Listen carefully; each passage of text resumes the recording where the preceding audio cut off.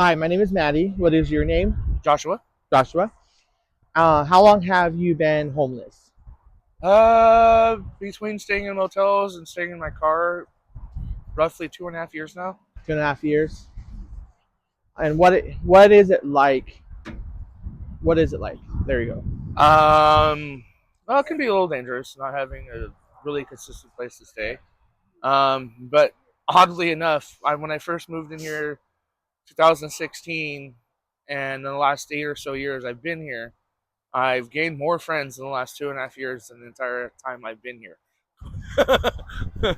So I have this sense of community, for the most part. With One thing I've noticed since we've started helping with the homeless in this particular area ourselves is that there is community, and I guess you kind of got on that. And one of the things was for a while there, Camo Dave served meals in a certain area, and it became dependable. So the effects of the city when they closed down the marina, how did that affect you? oh, I mean, it's everything's been pretty much in shambles. It's really hard to keep track of everybody lately. Everybody's kind of scattered in the wind. Um, it's been actually affecting quite a few people's mental health. As a matter of fact, not just not being in the park, not having something consistent that we've kind of depended on. In truth, on a daily basis, it was really as a place for us to hang out for the most part. Yeah, and right now we're not going to disclose what park we are in because we don't want them to know. This is public, but we've made it work. You did not have a first hand account that day when the police came to evict everybody from the marina, but you've heard some stories of what Oh yeah, happened. oh yeah, definitely. A friend of mine got severely impacted when his vehicle got towed and his dog ended up in the pound. A few people got arrested. A lot of stuff got confiscated from everybody and apparently thrown into the trash. Where normally there's supposed to be a place where it gets sent to for holding for 30-day period, give or take, before eventually being tossed out. And it's just, yeah, everybody got impacted quite severely as a result of it. And as I have noticed, like you said, that everybody's scattered. It's hard to find everyone. So the marina was a place where people could get that general area was a place where people could get resources. Yeah, not just resources from Camo Dave or any other people from the other groups that were helping us, but HRC and crisis response knew that it was a place for them to meet up with us anytime we needed assistance with housing or whatever too. So that's it makes it even harder for them to be able to keep track of us. As a matter of fact, as a result of that. If you had advice to give the city of Richland, and your point of view as a homeless person, for a person living in the streets, living in their car, living in tents, um, what would the advice be? Uh, Really, I don't think I can really give any advice in that regard because the city sees us in a specific light, no matter how we try to portray ourselves, and they're just going to have their own opinion and their own view on what the situation is and handle accordingly. How many meals a day did was provided? We were at least getting 2 meals a day, 7 days a week. Sometimes we get the other donations coming in throughout the day, so we did get on occasion we got an extra meal here and there, but it was always a consistent 2 meals a day. There's lots of volunteers that are I know that are willing to help, and we're building more volunteers. And what advice? Okay, I guess let me backtrack. Sorry, I wasn't completely prepared. Um, what's the hardest thing you've had to deal with since not being at the marina?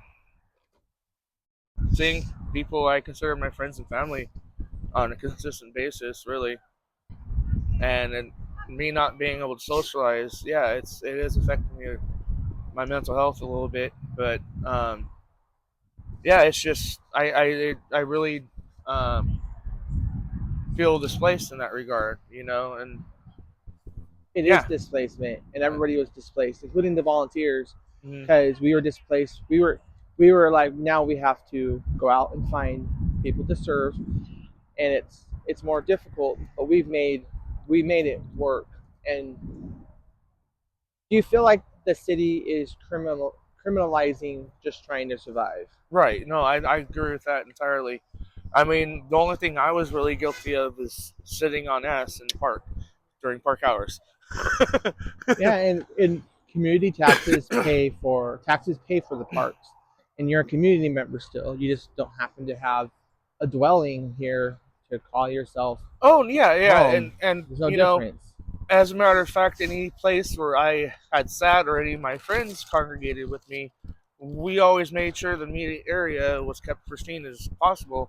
We even brought brooms in to sweep up the patio area and things like that, and make sure the trash was consistently being picked up on a daily basis, both in the morning and in the evenings when we got there and then we left. So, On the city's public Facebook page, one of the things they claimed for shutting down the park was vandalism and garbage of the property.